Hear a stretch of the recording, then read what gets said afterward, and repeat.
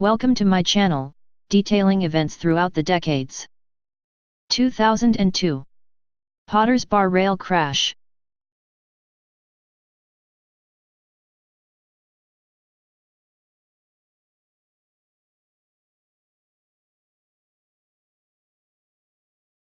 It was May 10, when a four-carriage, West Anglian Northern train was travelling at around 96 miles per hour. The train was en route from King's Cross Station in London to King's Lynn in Norfolk. The train travelled over a set of points close to Potters Bar Station in Hertfordshire, when all of a sudden the rear carriage comes away from the rest of the train and ends up wedged under the station canopy. It has been reported that the fourth carriage flipped into the air, and the momentum of this caused the carriage to be thrown into the Potters Bar Station, where it struck Darks Lane Bridge parapet before coming to rest in the station. The debris from the bridge was sent crashing to the road below, killing a pedestrian. The rest of the carriages came to a stop on the tracks.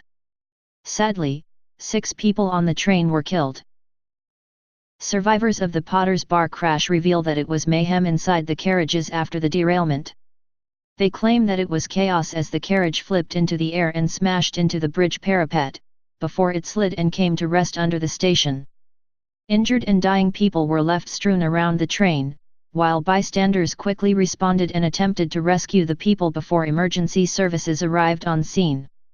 Those on the train also said they feared that another train may come along and plow into the wreckage before they could escape. During the investigation into the crash, it was found that a set of points where the train derailed were not in position, and had been poorly maintained. They also found that there had been a visual inspection of these points just the day before the accident, and no problems had been reported. Contractors Jarvis were the company responsible for maintaining the track at Potters Bar, and claimed that the points must have been sabotaged. However, no evidence of these points being sabotaged was ever found. It was also discovered that just the night before the crash, 2 passengers on board a train traveling on the same line had described the train ride as quite rough when it reached that stretch of track. It was in 2003 that Network Rail announced it was taking over all track maintenance and would not be using private contractors for the job, except in cases of large-scale renewal and development projects.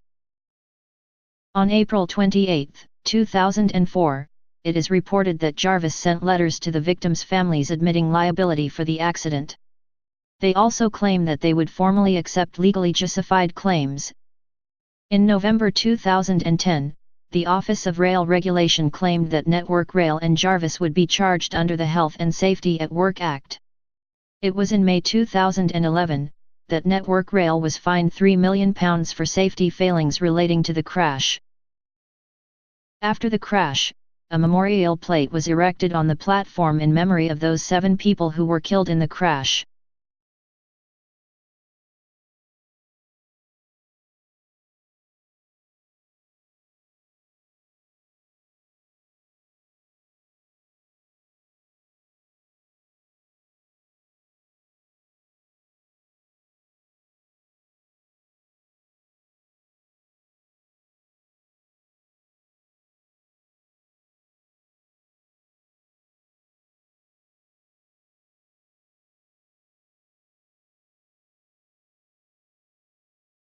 Forever remembering those who were killed in the crash that day.